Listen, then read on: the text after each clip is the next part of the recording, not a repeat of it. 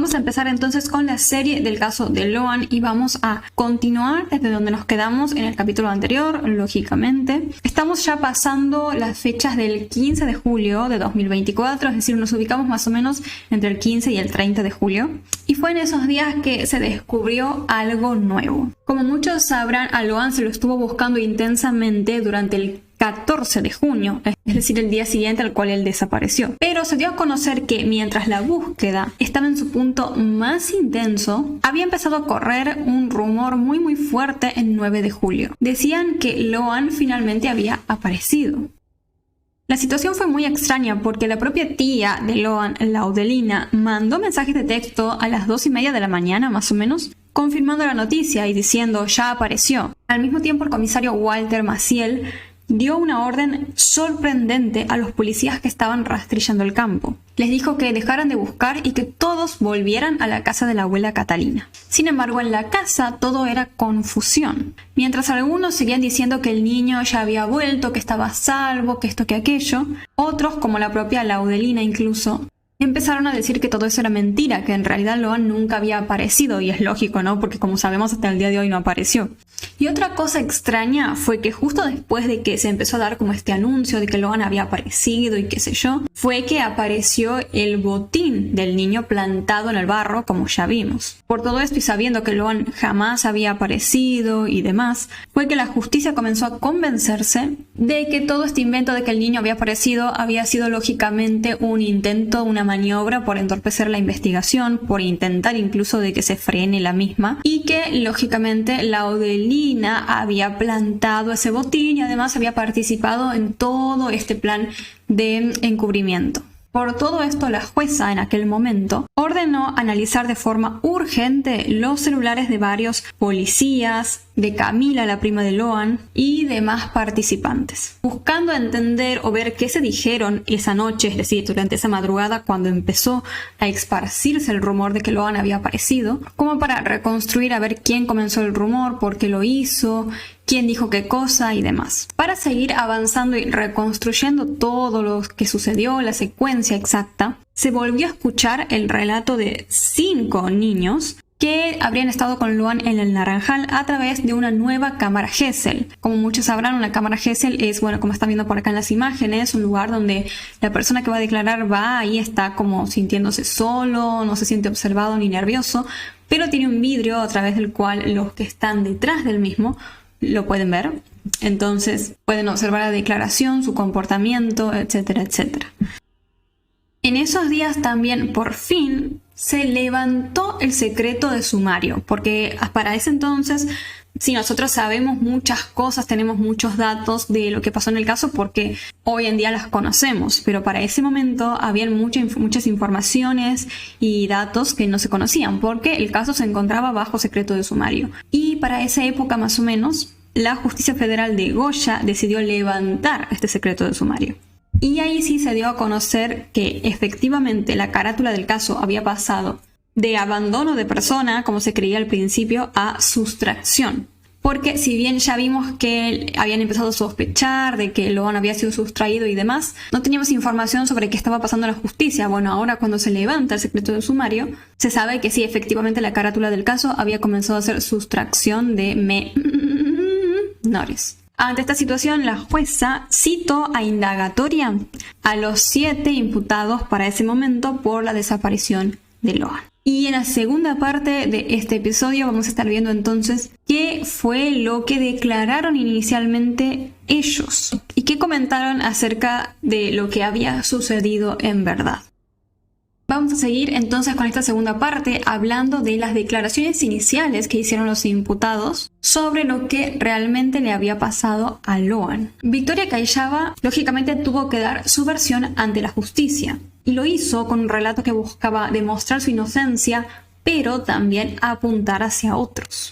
Según ella, ese día del almuerzo era la primera vez que había visto a Loan. Ojo aquí, acuérdense de esto para el futuro. Lo describió como un nene muy vivo, para nada tímido, que hablaba perfectamente y hasta le contó que era hincha de Boca. Todo parecía normal, según ella, hasta que, según su relato, las cosas se pusieron extrañas cuando todos se fueron al Naranjal. Kayaba cuenta que Laudelina, tras regresar del Naranjal, avisa que se va a volver a ir al mismo porque le había llamado su marido y le había dicho que Loan se había querido ir con su papá, pero bueno, no había llegado jamás a la casa. Aquí esta parte de la declaración de Kayaba coincide con la que vimos en el video anterior de la prima de Loan. ¿Se acuerdan que contó prácticamente lo mismo? En eso, Pérez y Kayaba se van de la casa de la abuela Catalina para ir a ver supuestamente el partido de River, cosa que yo les comentaba en el video anterior que me pareció muy extraño porque ¿cómo te vas a ir? O sea, ¿qué clase de ser humano se va ante una situación así donde están empezando todos a preocuparse porque aparentemente desapareció un niño, ¿no? O sea, como rarísimo eso. Pero bueno, en ese contexto, Pérez y Kayaba se van a ver el partido de River. Esto también coincide con la declaración de la prima de Loan que vimos en el video anterior. Y un poco después, la abuela Catalina la llama a Kayaba, según ella, asustada, preguntándole si Loan quizás por ahí, no sé, había subido a su camioneta por jugar o algo así, capaz que estaba ahí. Kayaba le respondió que no y que esto era imposible, porque su marido siempre cerraba el vehículo con llave. A pesar de que fue muy turbio este comportamiento de irse en medio de toda esta situación, según ellos mismos contaron, Pérez y Kayaba, los dos tomaron la decisión de volver a la casa de la abuela Catalina después del llamado para ayudar en la búsqueda de Loan. Para defenderse de las sospechas, Kayaba aclaró varios puntos. Sobre la camioneta, negó ella haberla lavado para borrar pruebas y dijo que ellos mismos fueron quienes les entregaron los vehículos a las autoridades en buena fe, para que los mismos sean bueno investigados. Sobre el viaje a Corrientes que ellos hicieron al día siguiente, Kayaba explicó que bueno, ella tenía un turno médico ya programado y que su marido le había pedido protección al comisario Maciel porque para ese momento tenían miedo, supongo yo, por todo lo que estaba pasando con Loan y eso. Y obviamente habló sobre las acusaciones de Laudelina, porque para este momento recordemos que Laudelina ya había salido a hablar, a decir que Loan había tenido un accidente, que ellos dos la habían amenazado para que se calle y todo eso. Kayaba ante esto dijo que le sorprendió muchísimo que su propia amiga la acuse de haber atropellado al nene. Y la propia Kayaba dijo que para ella Laudelina estaba mintiendo para encubrir a alguien más. Pero lo más llamativo de su declaración dio un giro inesperado. Kayaba comenzó a hablar de la droga en el pueblo. Dijo que ella se siente como que es la única idiota, entre comillas, que ayuda a la Policía Federal a investigar a los narcos en la zona. Y que es por eso quizás que hay gente como mintiendo y acusándola a ella en televisión. Como que de esta forma, por ayudar a atrapar a esta gente, ella se hubiese ganado enemigos. Además, Kayaba señaló a Antonio Benítez, el tío de Loni, marido de Laudelina, diciendo que estuvo muy extraño durante el almuerzo, como que actuó de una forma muy rara, pues comentó que se mantuvo callado durante el mismo, directamente no diciendo ni una palabra. Digamos, para este momento medio que está Kayaba absolutamente versus Laudelina y Benítez. Pero como pudimos ir viendo a lo largo de estos episodios, vieron como que las cosas van más apuntando hacia el lado de Laudelina y Benítez. Yo no digo que Kayaba y Pérez no hayan tenido nada que ver, porque lógicamente sí, en algo están involucrados, pero empezamos a ver acusaciones muy fuertes hacia Laudelina y Benítez, sobre todo Benítez, ¿no? Entonces, ¿qué declaró ante todo esto Laudelina en sí? ¿Se volvió a defender ante las acusaciones de Kayaba? La realidad es que la declaración en este momento de Laudelina marcó efectivamente un nuevo giro total en este caso. Resultó ser que ella en esta nueva declaración tomó la decisión de confesar de que toda la historia anterior que había dicho del accidente era un total invento. O sea, sí, así como lo escuchan para los que están recién siguiendo este caso. Según Laudelina, toda esta historia comenzó cuando su entonces abogado la amenazó a ella y a su hija, obligándola a grabar un video donde practicaban toda la mentira que iban a decir. Incluso contó que tras declarar falsamente ante la justicia, ella recibió un total de 50.000 pesos y que además le prometieron una casa y un auto. ¿Se acuerdan cuando Ale Pueblas, cuando veíamos la declaración de Laudelina, decía ya tenía plata en el bolsillo Laudelina en ese momento? Claramente en ese instante cuando lo veíamos no podíamos comprender bien esto, pero ahora con esta información entendemos el porqué el comentario de él, ese comentario. En su nuevo relato, Laudelina entonces decidió contar qué pasó en verdad según ella el día de los hechos. Laudelina se acordó que mientras estaban todos en la mesa, Loan en un momento quiso acompañar a su papá a buscar unos animales, dijo. Pero el padre no le prestó atención y le dijo, anda a jugar con los otros chicos. Es por eso que Loan terminó yéndose con todos los demás al naranjal. Según Laudelina, la última vez que lo vio a él fue cuando estaban cruzando la tranquera con los otros niños. Laudelina entonces recordó también esto que estábamos viendo recién. Se acordó de que cerca de la 1:30 de la madrugada el comisario les anunció muy alegre de que habían encontrado al niño. Y agregó este dato. Supuestamente cuando dijeron eso, les comentaron que lo habían hallado a Loan en una tapera. Esto, de todos modos, como ya sabemos, resultó ser una noticia falsa, pero Laudelina declaró como haciéndose ver como que ella se sintió esperanzada y feliz de que le haya llegado la noticia de que su sobrino había aparecido supuestamente. Ahora, respecto al botín que se decía lo había plantado ella misma para desviar la investigación, Laudelina dijo que un policía retirado de apellido Méndez fue quien avisó del hallazgo inicialmente. Según ella, su hija Macarena movió el calzado con un palo para sacarlo del barro y en ese momento el comisario Maciel les pidió que lo dejaran ahí para que después lo revisen los peritos. Y hay un video, me acuerdo, de ese momento específico de la hija de Laudelina levantando el calzado con un palo. Y después de decir todo esto, finalmente Laudelina contó su versión de lo que ella cree que le pasó a su sobrino.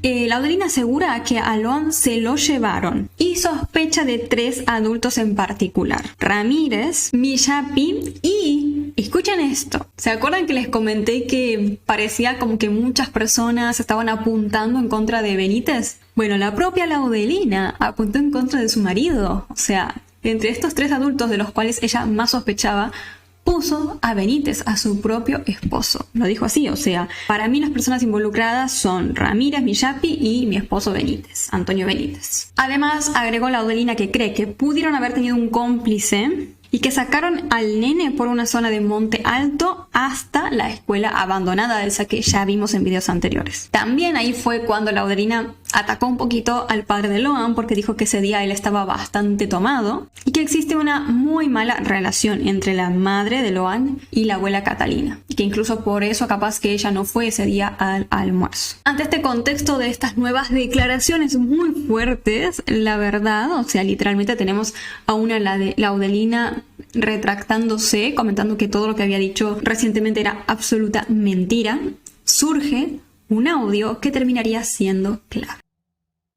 Ante este contexto de las nuevas declaraciones y demás, lógicamente los rastrillajes continuaban, seguían buscando a Loan y todo. Y en eso, 2 primas de Loan, que son justamente hijas de Laudelina, tomaron el protagonismo. ¿Por qué? Porque se descubrieron una serie de chats que habían tenido entre ellas hablando de lo que pasó ese día de los hechos. En esas conversaciones las dos mostraban cierta preocupación porque su madre podría terminar presa, lógica. Al igual que la pareja de esta, Benítez. Parece que Benítez no es el padre de las hijas de Laudelina, aparentemente. En esa ida y vuelta de mensajes, una de las hijas le pregunta a la otra, ¿qué fue lo que en verdad pasó? O sea, ¿qué pasó con Loan realmente? Y la respuesta llegó por medio de una nota de voz. No obstante, se dijo que él mismo había sido eliminado y que las autoridades, al menos hasta ese momento en el cual nos ubicamos actualmente en la línea de tiempo de la serie, no pudieron escuchar. O sea, esto en verdad no sé si se trata de no poder recuperar el audio a propósito o porque en verdad no lo pudieron recuperar. O sea, si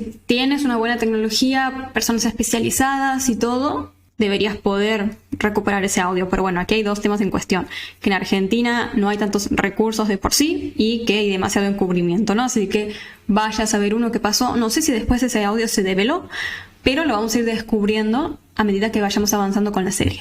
Se comentó de todos modos que los detectives y los investigadores estaban trabajando para recuperar ese audio. Consideran que podría ser clave para reconstruir qué fue lo que pasó en verdad ese día 13 de junio. Porque quizás ese mensaje revelaba qué había pasado con Loan en verdad.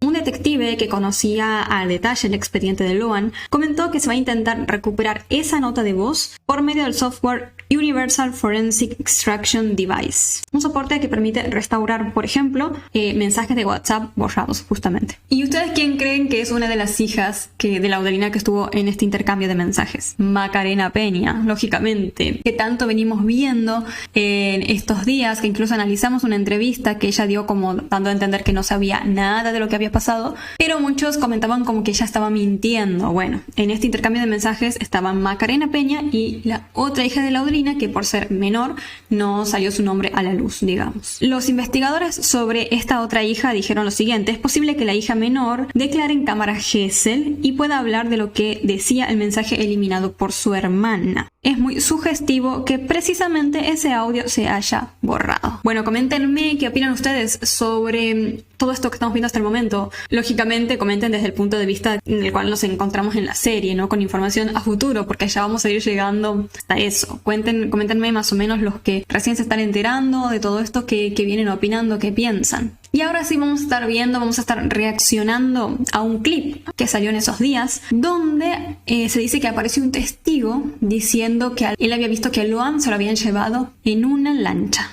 Vamos a ver eso. Entonces vamos con un nuevo capítulo de la serie que estamos haciendo sobre el caso de Loan, donde vemos todo lo que pasó, repasamos todo desde el momento en el cual el niño desapareció hasta hoy en día.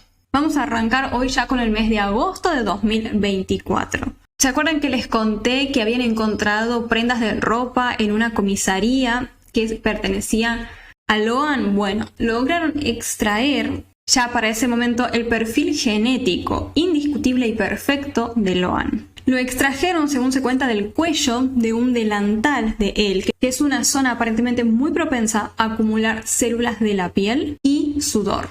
El problema de este caso no fue que faltase el ADN del niño para poder compararlo con otras muestras, sino más bien de lo que careció este caso desde el principio fue un perfil genético perfecto de todas las demás evidencias físicas que fueron recolectadas en la investigación hasta ese momento. Pues cuando intentaron comparar el ADN de Loan con los perfiles y las pruebas recolectadas, todo dio negativo, todo nulo, nada llevó a nada. Es comprensible que por ahí no haya coincidencias en esas pistas que fueron recolectadas en los lugares cercanos a donde el niño desapareció, porque es un entorno rural y abierto que se puede contaminar mucho con tierra, viento y todo eso. Pero es importante centrarnos al entrar en este tema en los sospechosos.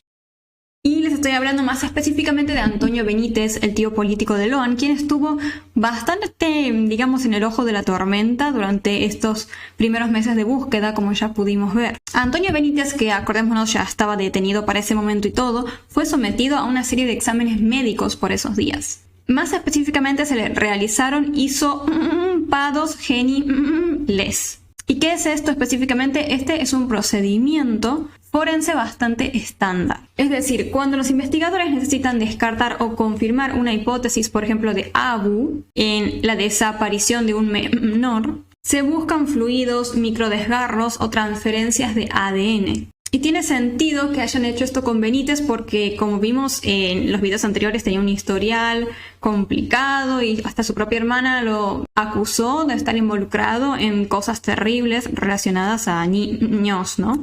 Pero hay un problema. Esta prueba biológica fue tomada, según se cuenta, el día 16 de junio, es decir, 3 días enteros después de la desaparición de Loan. 3 días, es decir, un montón, y el resultado del laboratorio de esos estudios fue que no se encontró ADN del niño en las muestras tomadas de Benítez. Ni siquiera se hallaron rastros incriminatorios.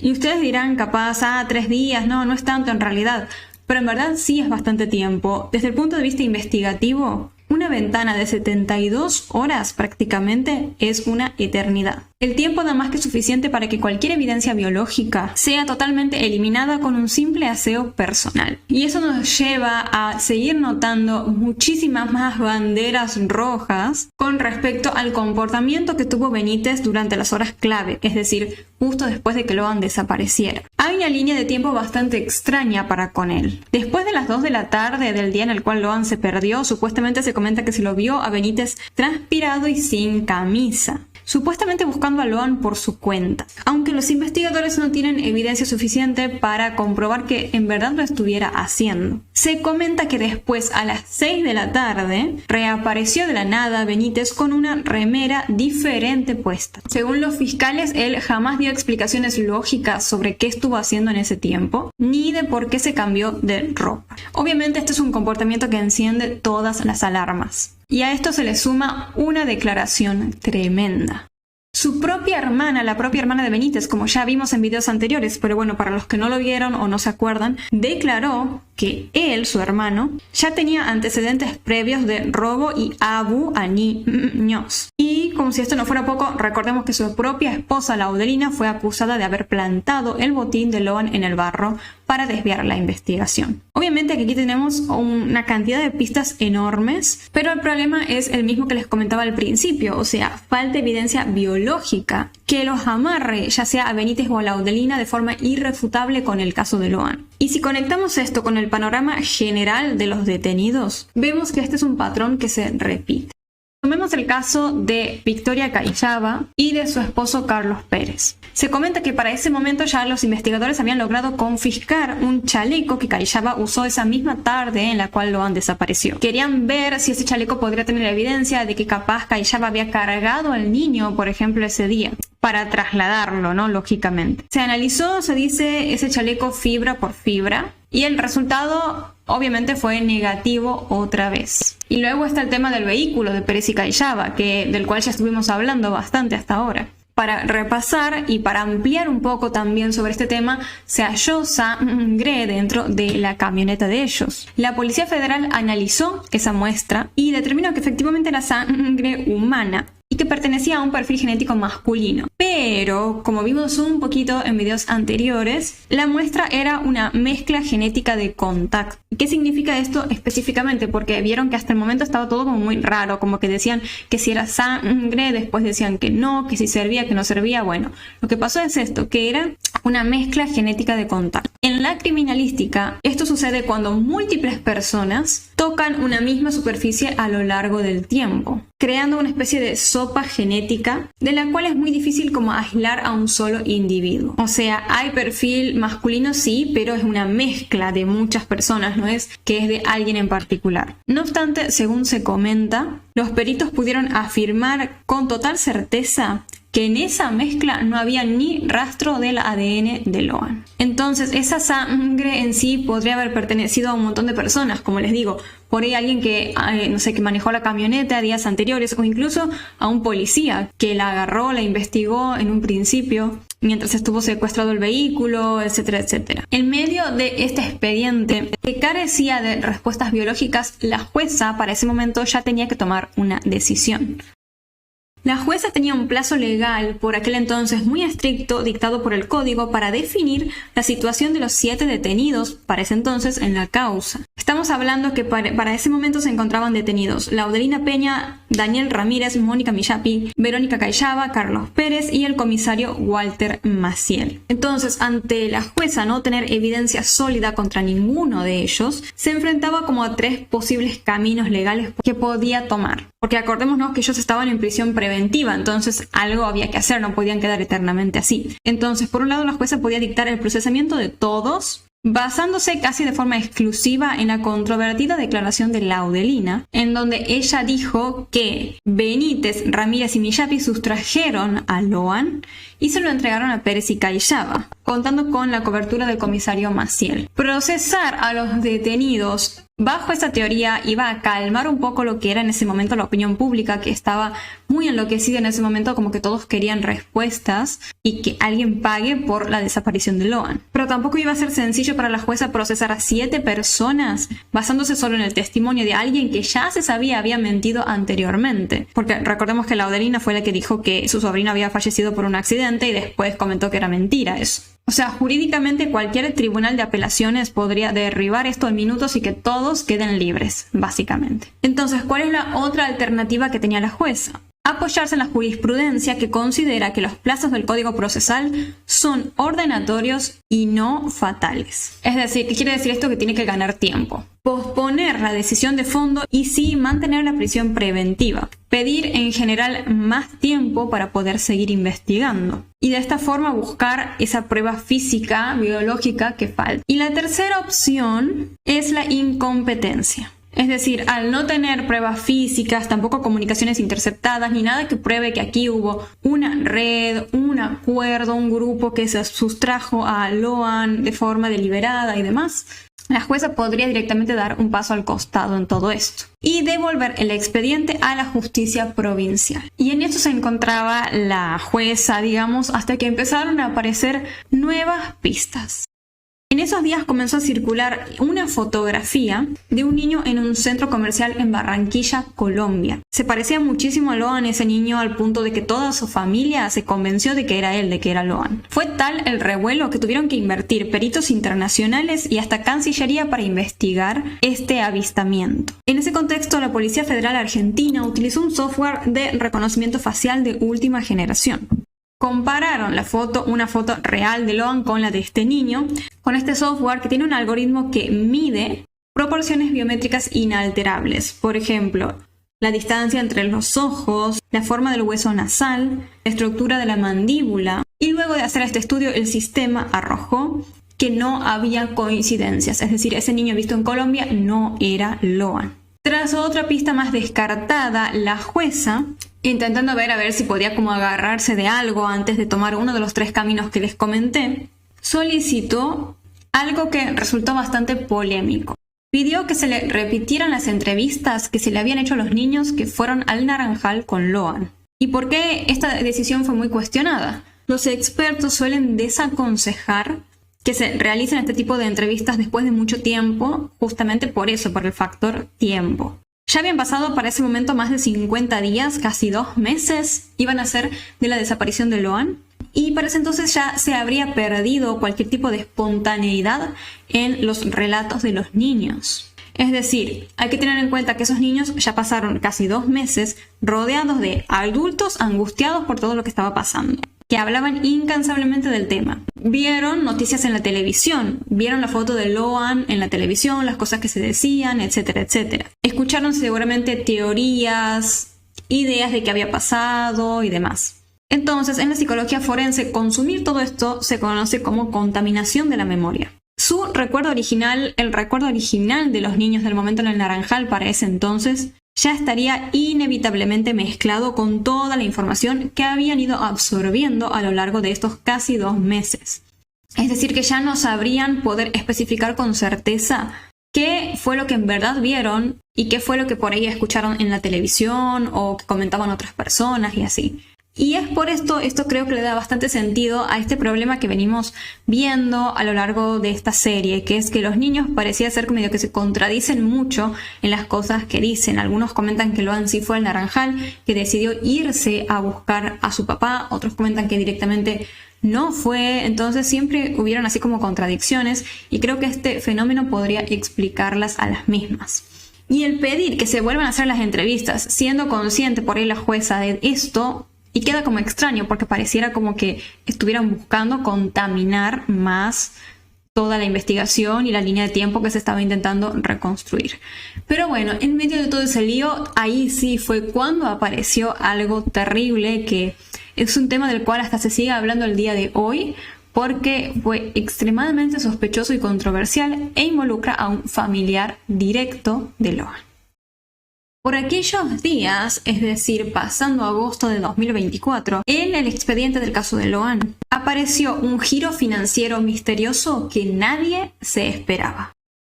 La justicia detectó transferencias de un total de aproximadamente 50 millones de pesos argentinos en las cuentas de Mercado Pago de 2 de los hermanos mayores de Loan, Cristian y Mariano Peña. O sea, estamos hablando de una suma de dinero gigantesca en los días inmediatos posteriores a la desaparición de Loan. Y esto resulta muy extraño porque, a ver, no nos podemos hacer los tontos, digo, estamos hablando de un flujo millonario de dinero dentro de un entorno rural económicamente vulnerable.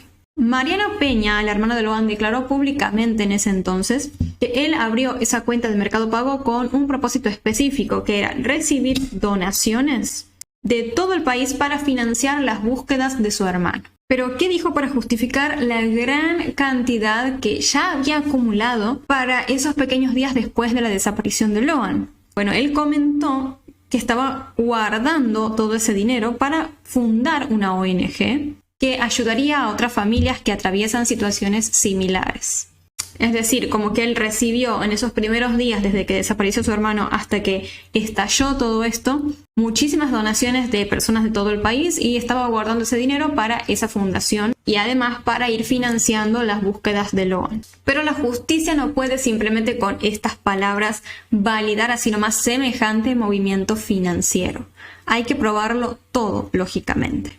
Y ahí fue cuando la jueza ordenó que se llevara a cabo un procedimiento muy específico, un perfilamiento socioeconómico estricto. Y después del mismo, los investigadores tendrían que cruzar los datos en la agencia tributaria conocida como, bueno, en ese momento la AFIP. En ese momento no era ARCA, era AFIP. Un perfilamiento socioeconómico, este procedimiento que ordenó la jueza, es una auditoría exhaustiva de la vida material de los involucrados, en este caso los hermanos de Loan. Dice que se revisan los gastos que tuvieron, por ejemplo, si hubieron compras extraordinarias recientes, que no, por ejemplo, no tengan coherencia con lo que ellos dicen, los movimientos bancarios previos a la desaparición. Se rastrea básicamente todo el movimiento de ese dinero. Después se cruzan estos datos con la AFIP y se busca determinar exactamente de que el origen de todo ese dinero sea totalmente lícito. Y hablando de dinámicas familiares, en esos días también se destapó algo muy oscuro en relación a los padres de Loan.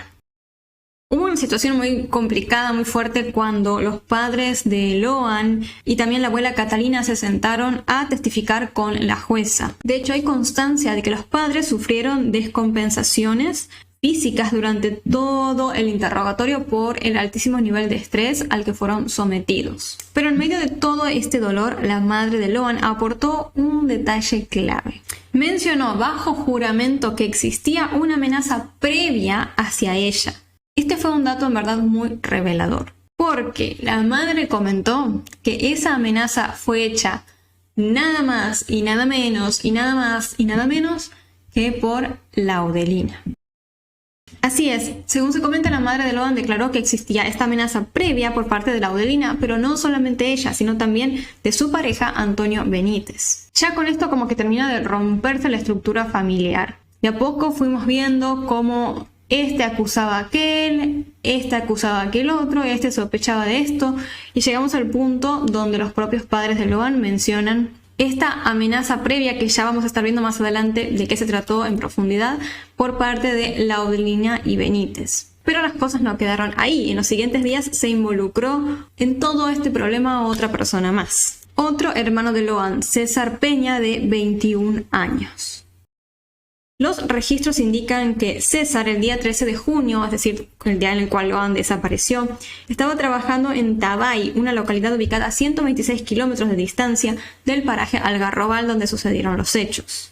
Bastante lejos, digamos. Uno pensaría que por la lejanía que hay sería imposible que él estuviese involucrado de ninguna manera con lo que le pasó a su hermano. Sin embargo, los expedientes en ese momento demostraron que la justicia ordenó el secuestro inmediato de su celular, a petición del abogado defensor de Miyapi y Ramírez. O sea, hay que tener en cuenta esto. Quien solicitó que se extraiga el celular del hermano de Loan fue el abogado de Miyapi y Ramírez, quienes estaban en ese momento detenidos y acusados de haber participado en la sustracción de Loan. Pero, ¿qué fue lo que vio la defensa de estos dos en César, el hermano de Loan, y en su celular, habiendo estado él a tanta distancia, digamos, desde donde desapareció el niño? En primer lugar, descubrieron que él operaba con 2 líneas telefónicas distintas de forma simultánea. Además, se descubrió que el mismo día de la desaparición, César mantuvo comunicación digital constante con su prima Macarena, la hija de Laudelina. Y aquí es cuando las cosas se ponen extrañas, porque sabemos que Macarena sí estaba en el almuerzo cerca del Naranjal. Y se comenta que ella lo tenía bloqueado a César desde hacía mucho tiempo. Sin embargo, en un momento muy específico de ese día en el cual todo pasó, ella lo desbloqueó, según se comenta, con el único propósito de mandarle una fotografía. Esa imagen mostraba a Loan junto a una pila de platos sucios, pero de ese mismo día del almuerzo. Y los reportes indican que toda esta historia no termina en esa foto, porque después de que secuestraran el teléfono de César y se lo analizara, se distinguió que él borró esos chats específicos con Macarena. E incluso existía para ese momento la sospecha firme de que le pidió a ella que hiciera lo mismo, es decir, que borre los chats. Cuando todo esto salió a la luz, explotó en los medios, el padre de Loan intentó salir a defender a su hijo, ¿no? Básicamente. Él dijo que su hijo siempre limpiaba su teléfono, es decir, como que siempre estaba borrando cosas, mensajes y demás, y que no había tenido ninguna mala intención al eliminar esa conversación con Macarena. Pero para seguir investigando, todo esto se mandó el celular ya a Buenos Aires, que se ha analizado en mayor profundidad y con el objetivo de, obviamente, recuperar todo lo que se eliminó de él. Así que vamos a ver en los siguientes días qué pasa con semejante bomba que vimos que explotó hoy. Es como que pasaron muchísimas cosas durante los primeros días del mes de agosto de 2024. Así que va a estar, creo yo, bastante interesante lo que va a seguir sucediendo a lo largo del tiempo y que vamos a estar viendo en los siguientes capítulos de la serie. ¿Qué va a pasar con el hermano de Loan? ¿Qué va a pasar con Laudelina, con esta amenaza que denunció la madre del niño? Bueno, todo eso lo vamos a estar viendo en las siguientes partes. Y ahora sí vamos a estar reaccionando a un clip que salió en esos días, donde se dice que apareció un testigo diciendo que él había visto que a Loan se lo habían llevado en una lancha. Vamos a ver eso. Empezar hablando del caso de Loan, como siempre, retomando la serie desde donde nos quedamos en el video anterior de esta serie que estamos haciendo, donde repasamos todo lo que sucedió en el caso desde el principio. Ahora vamos más o menos por la mitad de agosto de 2024 y fue en ese momento cuando tuvo lugar un día donde sucedió algo que reconfiguró el caso de Loan por completo. Se llevó a cabo una declaración que frenó por completo a todo el juzgado. Y les estoy hablando de la declaración de Catalina Peña, la abuela de Loan. La declaración de esta mujer fue tan extensa y tan explosiva e importante que la jueza tuvo que frenar todo, como les decía, y reprogramar otros testimonios clave que tenía para ese día para darle más lugar a la abuela de Loan. Incluso se comenta que hasta el propio intendente del 9 de julio iba a declarar ese día, pero también tuvieron que posponerlo para que la abuela siguiera declarando. O sea, imagínense ustedes. Todos los que estaban esperando para presentar declaración, en ese momento tuvieron que volverse a sus casas. Y ahora ustedes estarán preguntando, bueno, pero ¿qué pasó para que se movilice todo de esta forma? ¿Qué tan importante fue lo que la abuela Catalina contó en su declaración? Bueno, básicamente dijo algo que llevó a que el caso diera, como les decía, un giro por completo.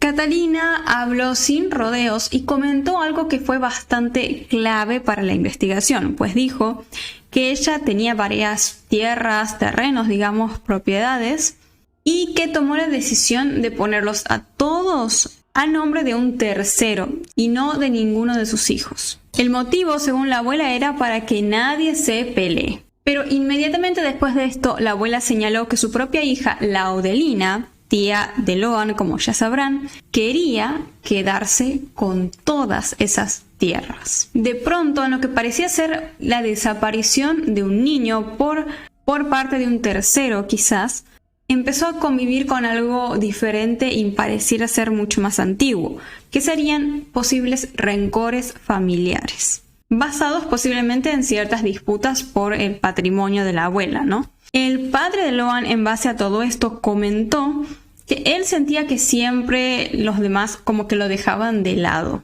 como si él no perteneciera, digamos, al grupo de sus hermanos y así. Y además describió a Laudelina y a su esposo Benítez como personas muy envidiosas que siempre habían querido tenerlo todo. Es decir, aquí el padre de Loan coincide con la abuela, su madre, al decir que aparentemente Laudelina tenía este tipo de personalidad, como que quería apropiarse de todos los terrenos y bienes familiares. Y yo creo que el padre de Loan, al decir que lo dejaban de lado y todo eso, no lo comentó como haciéndose la víctima de decir, ay, me excluyen, qué sé yo, sino más bien como dando a entender que tenían algo por ahí en contra de él o no querían saber nada con que él se metiera o intentara reclamar algunos de esos terrenos, esas propiedades de la abuela Catalina. En base a todo esto le preguntaron lógicamente al padre de Loan si él creía que capaz la desaparición de su hijo podría ser como alguna advertencia o algo así por estas tierras que estaban en disputa. Y el hombre contestó que no creía eso, que nunca había recibido, por ejemplo, amenazas previas ni nada por el estilo.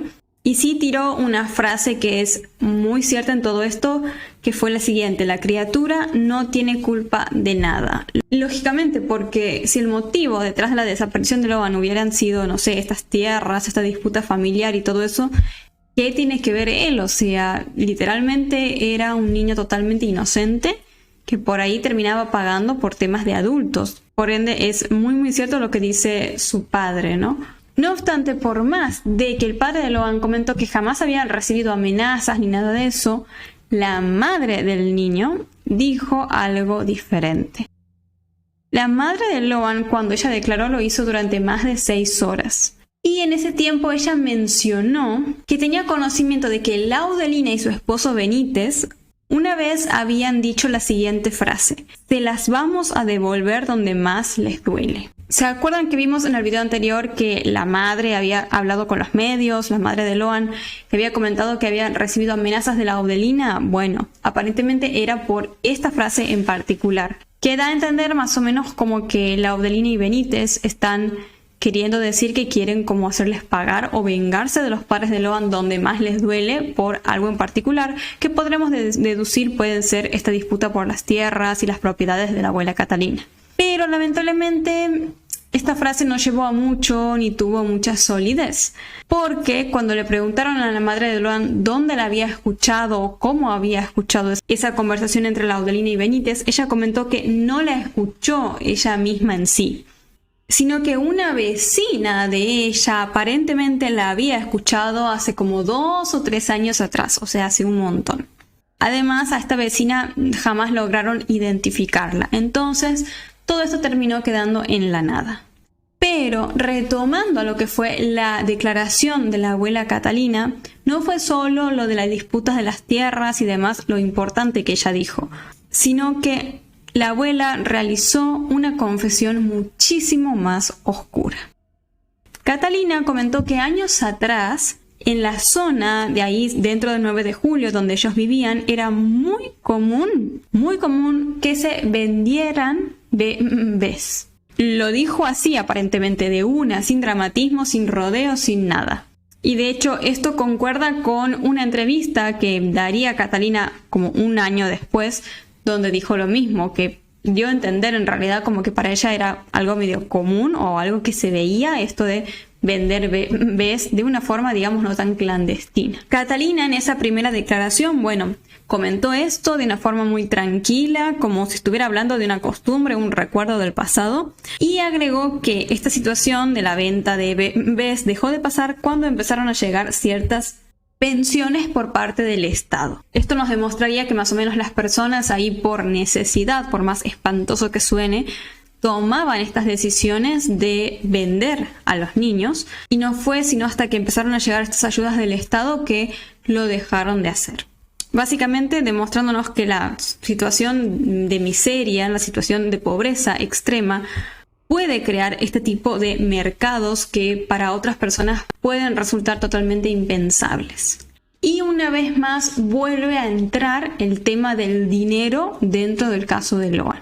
Y es que tenemos que volver a hablar de esta suma millonaria que recibieron los hermanos de Loan a través de una transferencia de Mercado Pago, porque aparecieron nuevas declaraciones en base a eso y declaraciones que revelarían una verdad aparentemente muy oscura detrás de esas transferencias. 170 millones de pesos. Esa era la cifra, según se cuenta, que recibieron 2 hermanos mayores de Loan a través de una transferencia por Mercado Pago. Y eso en cuestión de días, nada más. Como vimos en el video anterior, la explicación oficial que dieron ellos fue que habían abierto esa cuenta para recibir donaciones de la gente en general, destinadas no solamente para financiar la búsqueda de Loan, sino también para crear una fundación que ayudaría a familias que están pasando por cosas similares. Suena esto muy bonito, muy solidario, muy idílico. Pero, como les digo, en esos días surgió una declaración bastante fuerte. Bastante no, les diría exageradamente fuerte y delicada. Otro hermano de Loan declaró, escuchen esto, que su tía insinuó que la madre de Loan habría vendido al niño por una deuda. Y sí, yo les dije, es una declaración muy fuerte, muy delicada. No sé a dónde nos va a terminar llevando en los siguientes días. Pero sí, para ese momento, lógicamente, toda esta situación comenzó a hacer que el ojo estuviera ya dentro de la propia familia de una forma bastante seria. Hizo que la gente empezara ya a sospechar muchísimo de ellos. Pero en esos días también apareció una persona muy particular. Un abogado que se involucró en el caso de Loan y terminó teniendo como un papel bastante turbio en el mismo. Por aquellos días sería más o menos, como les decía, mediados de agosto de 2024, la jueza Cristina Poser Penso citó a declaración indagatoria al abogado José Fernández Codazzi. Y esto no era cualquier tontería, porque estamos hablando de que se lo citó a declaración indagatoria, o sea, es decir, que básicamente pasó de un actor externo en el caso a prácticamente imputado. Pero claro, hasta ahora no hablamos prácticamente de este abogado, este sujeto, entonces los que no siguen o no siguieron el caso desde su momento se estarán preguntando qué tiene que ver, o sea, quién es, qué hizo, qué onda, ¿no? Bueno, a este abogado se le empezó a investigar porque él fue quien presuntamente desde un principio habría intentado instalar la hipótesis de que Loan había muerto en ese famoso accidente de tránsito. La acusación era muy grave. Se decía que había ofrecido sobornos, sobre todo a Laudelina, quien fue la que, recordemos, declaró que vio lo del accidente y cómo pasaba todo. Para que sostengan esta versión, el abogado le habría ofrecido a Laudelina una casa, un auto, una moto, incluso le pagó cierto dinero para que vaya a declarar todo esto del accidente. Que la camioneta básicamente de Pérez y Cayaba, que para ese momento ya estaban detenidos, habría atropellado a Loan. Obviamente, hacer esto de sobornar a alguien para que vaya a declarar y todo, bueno, es muy grave. Sería no solamente encubrir posiblemente el hecho real, sino también intentar dinamitar la investigación de todo desde dentro. Y mientras se esperaba y se acercaba su declaración indagatoria, este abogado decidió hablar con la prensa en esos días. Y volvió a decir algo muy polémico. Señaló una laguna cercana a la casa de los detenidos Pérez y Cayaba y dijo que allí podría estar el cuerpo de Loan. Y esto me llamó mucho la atención porque recordemos que hace poco se hicieron nuevos rastrillajes en esa laguna. Pero incluso para ese momento, para agosto de 2024, esas lagunas ya no eran un lugar nuevo, porque la policía ya había investigado ahí, habían sido rastrilladas esas lagunas y todo, y no se había encontrado nada. Entonces pareciera ser que de alguna forma seguían intentando desviar la investigación y ensuciarla. Como ven, fueron muchas las bombas que estuvieron sucediendo en esos días. Tenemos el tema del dinero y los hermanos de Loan, el tema de las supuestas amenazas de Laudelina, la disputa por las tierras y las propiedades de la abuela Catalina, todo este tema familiar y aparte lo de este abogado, y que se presenta como una de estas primeras figuras que iniciarían este entorpecimiento de la investigación. Entonces, ¿qué va a pasar con semejantes bombas que explotaron en agosto de 2024? Bueno, lógicamente vamos a seguir viendo todo eso en los próximos capítulos de esta serie. Para continuar con la última parte de la serie por el día de hoy, vamos a estar reaccionando a este clip que dice lo siguiente. Justo que estábamos hablando de todo lo que pasó en México, bueno, esto dice: Caso Loan y la trama Namco. Rompe el silencio la testigo amenazada, dice. Este es un clip que salió también en esos días en los que estamos ubicados en la serie, que sería mediados de agosto de 2024.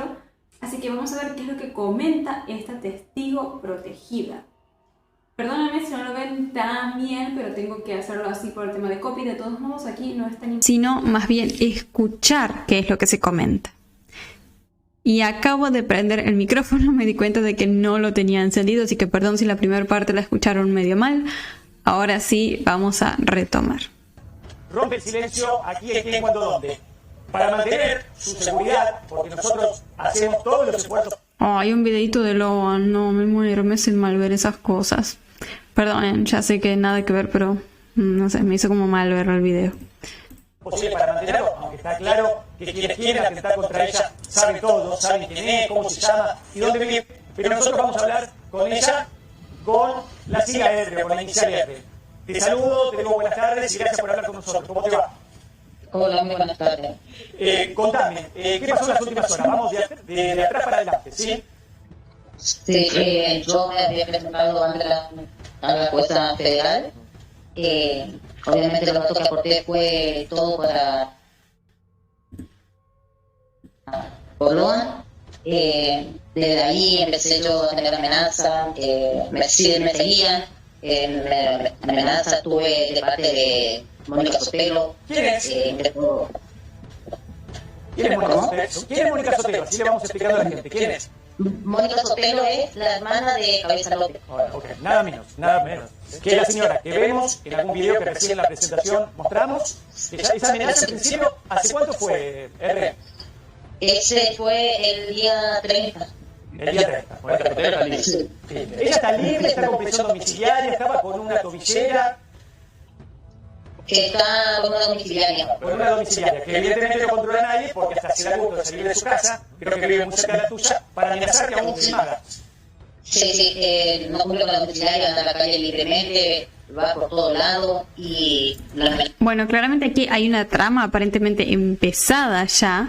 Vamos a ver si dan más información sobre quiénes son estas personas, si no lo vamos a estar investigando ahora. Ella fue, me dejó sin luz, que ahora sigo sin luz, no tengo agua. Te cortaron los servicios. Exactamente.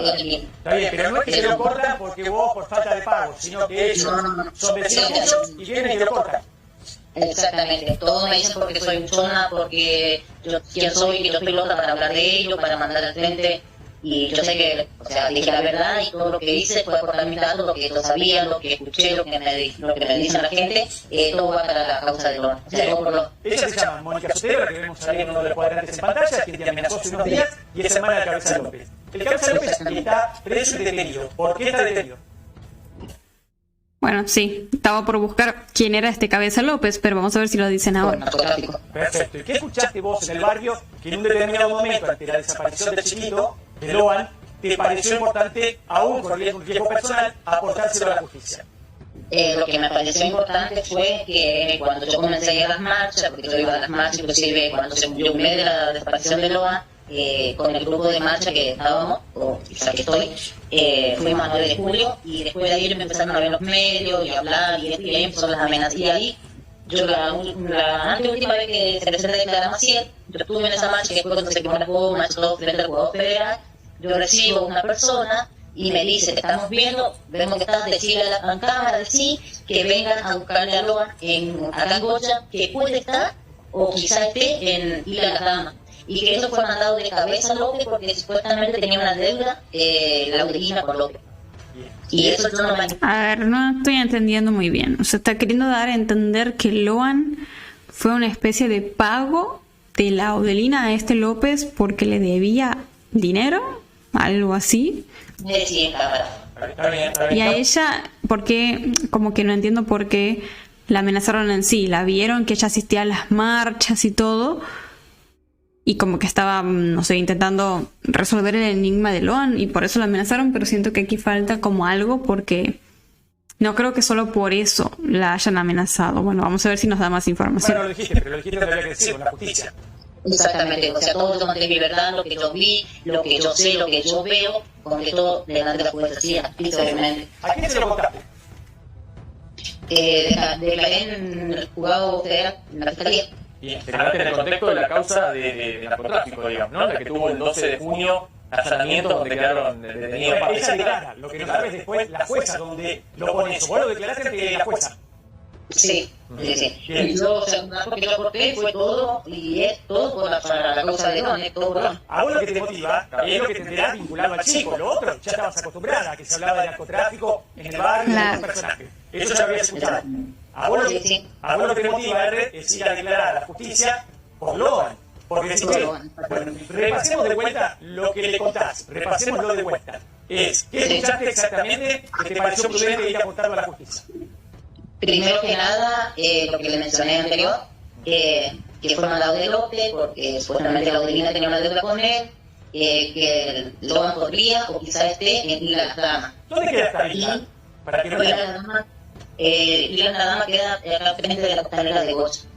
enfrente de vos, o sea, ahí en zona, muy cerquita. Es Como un- muy cerquita. Me resultaría extraño pensar que después de tanto tiempo Loan esté tan cerca, pero bueno. lugar cuando por ahí la gente va, pero ahí se hace, no sé, la fiesta del Surubí o ese lugar turístico, Exactamente, sí. hay mucha circulación de gente por ahí. Sí. Hay mucho tránsito de lancha, de pescadores o de gente que parece pescador. De lancha. De lancha. ¿Se acuerdan que vimos? Hace unos días hicimos una reacción a un clip donde un vecino decía que todos los vehículos de Pérez y de Callaba se habían movilizado el día en el cual Loan desapareció. O sea, como que ellos lo tenían siempre estacionados ahí, que era su auto, su camioneta y una lancha. Y ese día en el cual Loan desapareció, hasta la lancha dejó de estar. O sea, no había ningún vehículo en el estacionamiento. Y eso es algo bastante llamativo, lógicamente. Pero tal vez no lo es. Sí. Sí, En el estacionamiento, en el garage, sería. No. sí, perfecto. Sí, o sea, aporté muchos datos, lo que supe, lo que no sé, lo que yo vi también en su momento, también aporté. Dije la verdad, porque por la verdad hoy tengo que estar yo presa de los narcos, porque así no puedo salir, no puedo trabajar, yo hago chancla, así que soy madre y padre de 5 hijos, entre los 5 chicos tengo 2 hijos discapacitados. Y a partir de tu declaración, ¿tuviste protección al momento?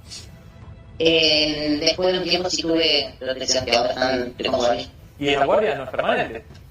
Sí, permanente. Ahora sí, Así Sí, que, pero solo el domicilio para yo trasladarme, salir a trabajar, hacer mi changa, eso no. o sea, si vos te vas a trabajar, te vas a changuear porque tenés que darle de comer a tus hijos, o mismo a tus hijos, porque ahora una de las amenazas en las últimas horas te llegó vía uno de tus hijos. Si alguno de ellos se desplaza o vos te desplazás para ir a hacer una changuita, ahí no te acompaña nadie.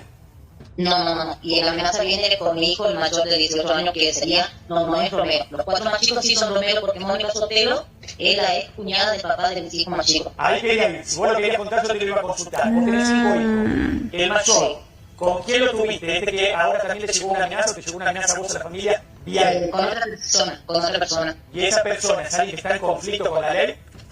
No. No. ¿Pero tiene algún grado de parentesco con alguna de las personas que te están amenazando? No, tampoco. No, tampoco. Bien. ¿Te ofrecieron salir de ahí de 9 de julio para ser como testigo protegido en otro lado? ¿Te ofrecieron otra variante, otra posibilidad de vivienda? No, por el momento, la primera vez que me presenté con la jueza, la primera vez sí ella me había planteado si yo tenía algún lugar donde irme y todas esas cosas, sí. A un Porque lugar tuyo, no un lugar donde más. Claro, porque esto es recontra peligroso, o sea, son personas muy complicadas las que ella describe. Y sí, lógicamente, teniendo hijos y todo, la tienen que proteger. No, después sí yo tuve un traslado. La jueza es José Penso. Sí, señor. Y cuando vos declarás ante ella, le contás esto, que lo recapitulo un poquito porque se va sumando gente y nos va preguntando. Vos contás, a propósito de Loan, después de participar en algunas marchas, en reclamo de su aparición, vos le contás que en el barrio se referenció que esto es una venganza de un narco que se cabeza López, que está preso, que esto es venganza a un allanamiento, a una serie de allanamientos que sufre el clan que él integra, él manejando todo desde la cárcel, el día anterior a la desaparición de Loan, el día miércoles 12, Loan desaparece el jueves 13, que esto es una venganza de esa situación porque le detuvieron a los hijos y que lo que se comentaba además, que Laudelina y Benítez, pero sobre todo Laudelina, tenían alguna deuda con este clan. ¿Muy bien? Claro, ahí tiene más sentido. Bueno, es muy llamativo que haya sucedido todo esto el día 12, esto que están comentando ahí, el día anterior a la desaparición de Loan. No me acuerdo, creo que la hermana de Benítez, como vimos en estos días, había comentado un poco así, medio que la hermana andaba en estas cosas turbias. Y bueno, claro, la amenaza a esta mujer vendría después de que ella fue a declarar todas estas verdades ante la justicia. Y tiene todo mucho más sentido. Sí, así es. Bien, ¿vos eso se lo Después declarás? yo me volví a presentar porque una conocida, una persona mayor, me había comentado a mí que López supuestamente estaba por pedir, o quizás ya pidió, la liberación de sus 2 hijos y que quizás él entregaba o decía dónde podría estar Loan. Perfecto. Entonces, declaraste una segunda vez, la primera tengo entendido es a fines de julio, la segunda a principios de agosto, ampliaste, aportaste este otro dato. De hecho, uno de los 2 hijos fue liberado. Claro, imagínense que turbio si toda esta gente, los que fueron al almuerzo, los presuntamente involucrados, se hubiesen puesto de acuerdo para llevarse un niño con el objetivo de pagarle a estos otros, a estos nacos, y sacarse algún problema de encima. O sea, me da escalofríos pensarlo, pero podría haber sido una posibilidad, ¿no? No sé si vos sabés, R.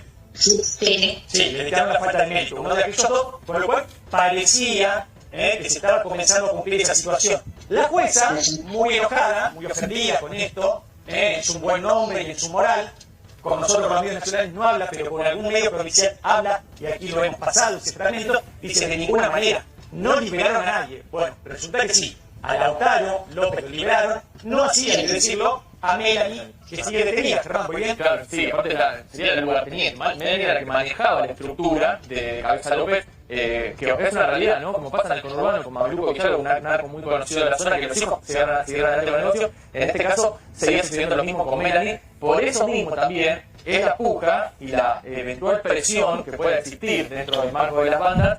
Y se avanzó sobre algún tipo de allanamiento o procedimiento en la zona de la isla donde presuntamente pudo haber estado cautivo en los primeros días. Lo que yo sé hasta el momento, nada. Claro, los primeros días, sí, a mí también me resultaba como extraño que, como les decía, que lo hayan tenido ahí hasta ahora, porque es muy cerca. Claro, los primeros días puede ser, pero de ahí, lógicamente, lo hubiesen llevado a otro lado.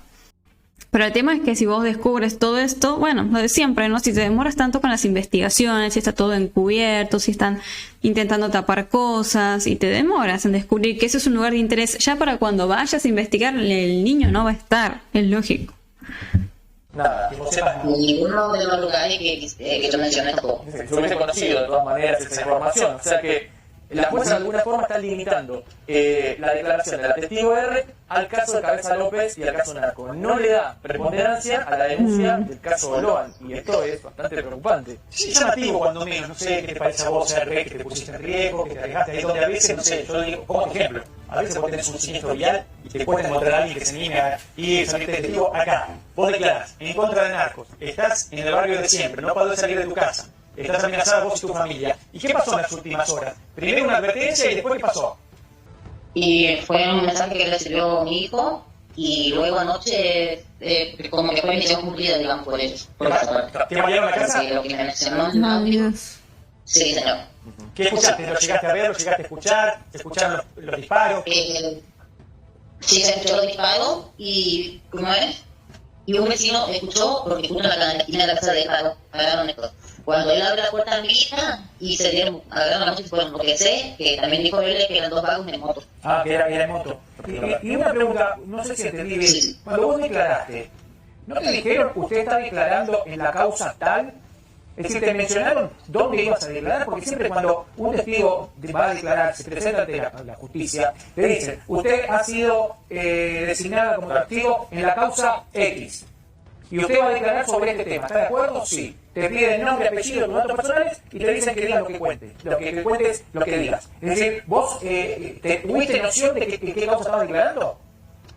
Lo que me dijeron fueron, digamos, por si yo mentía, la condena que podía haber tenido y que tenía que decir la verdad nada más. Lo particular de esta causa no tiene un nombre de imputado. Es imputado NN por infracción a la ley 27 No hay en el encabezado de la causa, nombre de la causa, un determinado individuo, como podría ser Cabeza López. En ese sentido, a ver, no hay duda que el activo R declaró en el marco de esta causa. Fíjate lo que ya se ve, es muy llamativo y ahora sí, vuelvo con vos, Ari, que también lo quiero incorporar Jorge Alarcón, que desde el día 1 nos dijo esto, huele a narcotráfico de acá a China, con lo cual no me quiero imaginar lo que está pensando Jorge de escuchar esto. Pero Germán, lo que vos decís, ella declara y la jueza puede decir, bueno, ¿para qué me es útil esta información? ¿La derivo para el caso de Loan o la derivo para la causa de narcotráfico que llevó adelante? Ahora, cuando Laudelina se hizo no sé cuántos kilómetros, le abrieron una fiscalía para declarar supuestamente una amenaza, porque lo que ella iba a declarar era una amenaza en su contra, pero de lo que habló fue de Loan.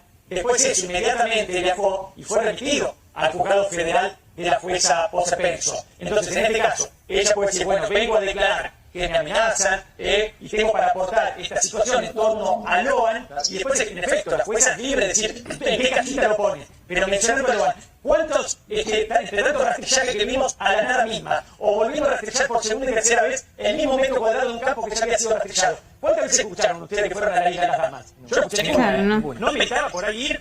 R, ya vuelvo con vos. No, pero es así, o sea, se hacen los tontos, intentan encubrir todo y para cuando llega la información, para cuando salta, ya es tarde, lógicamente. Decime, Jorge, ¿qué pensás vos de lo que estás escuchando? Bueno, ¿quién, cuándo, dónde? Lo dijo el primer día. Esto tiene que ver con el narcotráfico. El Cabeza López no nace con el caso Loan. El Cabeza López en Corrientes era muy conocido. Por eso digo que Loan destapó una alfombra, pero que todos los correctivos sabían que había estado llena de basura. Sí, literalmente destapó una alfombra a nivel nacional. Bueno, el testigo R tiene una cosa que yo no lo mencioné en el primer día. 5 hijos abandonados por el Estado. Y por otro lado, el que maneja el poder el 9 de julio, que lo diga el testigo R, el que maneja el poder el 9 de julio. No es el comisario, no es la policía, no es la política. Es el Cabeza López. ¿Pero sabes hace cuánto? Hace muchos años. R, yo te escucho ahí que te están hablando. ¿Vos estás sola con tus chiquitos? Sí, Sos madre, dijiste, de 5 hijos. madre de 5 hijos. ¿Comprendidos entre qué edades? El mayor tiene 18, uno de 16, otro 15, 13 y una nena de 2. ¿Estás solita? De 11, perdón. De 11, perfecto. Sí. ¿Dijiste que alguno incluso tiene alguna discapacidad? Sí, tiene el de 15 años y el de 12 tiene discapacidad. ¿De qué tipo se me lo querés contar? ¿Qué es? ¿Motriz, cognitiva?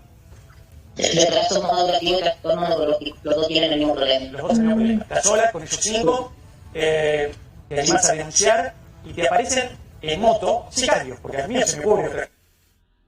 Estuve leyendo algunos comentarios de este video y mucha gente, bueno, dice que hay que proteger a esta mujer, que hay que tener más cuidado, que tienen que cuidarla de verdad, hacerle caso a lo que dice. Coméntenme ustedes qué opinan de este testimonio.